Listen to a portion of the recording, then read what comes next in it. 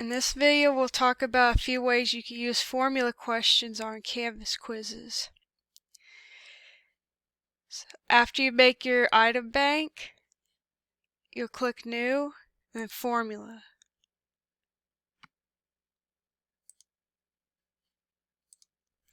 So first, let's talk about finding a remainder of something.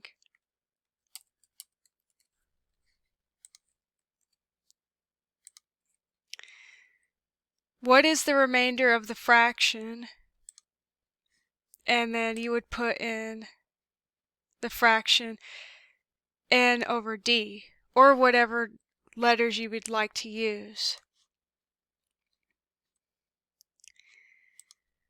We could put in some values for d. Let's put 2 to 10, and then n for our numerator. Let's put 10 to 100.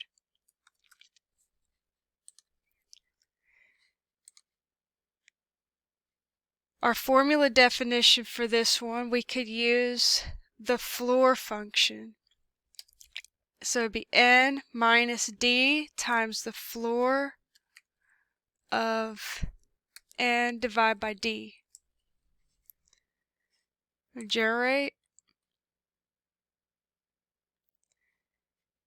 And notice here, if we have 84 divided by 7, our remainder is 0. 81 divided by 4, the remainder would be 1, and so on. So this is one of the ways you can use floor for your formula questions. Another thing you could do is solving for x. So let's just put in the equation a times x equals b plus c times x. And notice I have those back ticks that on the keyboard they're right next to the 1, so that it could identify as it as a variable. So let's say that we want to have both positive and negative integers included, but we don't want 0. To do that, we're going to put our formula in like normal. We have our formula in like normal, but then we're going to also multiply it by 1. A over A, B over B, and C over C.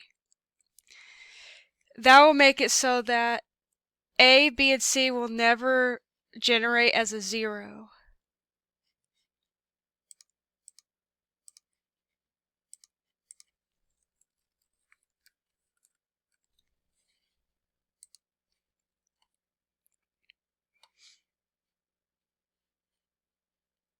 And as you can see, they are not zeros at all.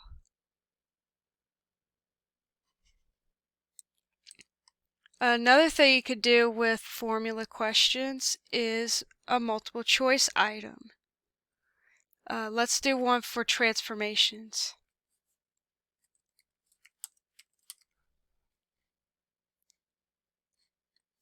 If we write out the question, what is the transformation from the parent function? We'll say f of x equals x squared.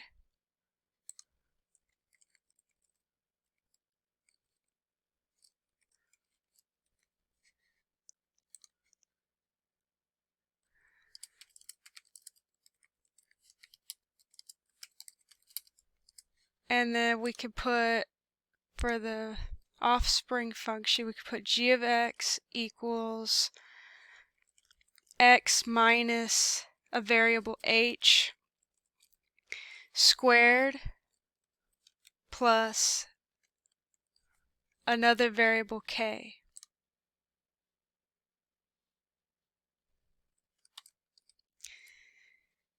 And we'll have some options here. We'll type the number that corresponds to the correct answer.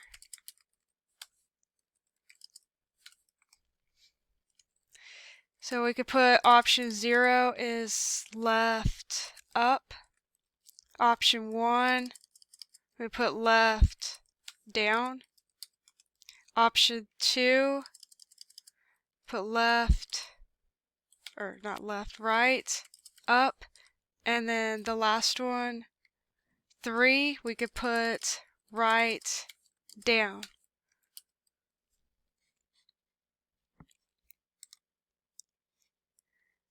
And to make sure that they are all just have one choice that is correct, make sure that the H's and the K's are different numbers that generate.